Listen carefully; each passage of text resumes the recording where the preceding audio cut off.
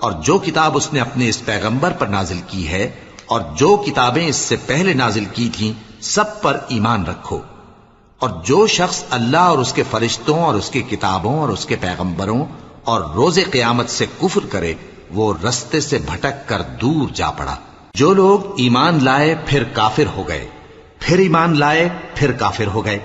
پھر کفر میں بڑھتے گئے، ان کو اللہ نہ تو بخشے گا اور نہ انہیں سیدھا رستہ دکھائے گا۔ اے پیغمبر، منافقوں یعنی دو رخے لوگوں کو بشارت سنا دو کہ ان کے لیے دکھ دینے والا عذاب تیار ہے۔ وہ جو مومنوں کو چھوڑ کر کافروں کو دوست بناتے ہیں، کیا یہ ان کے ہاں عزت حاصل کرنی چاہتے ہیں؟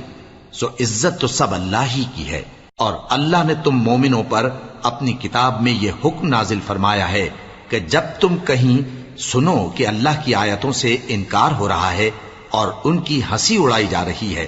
تو جب تک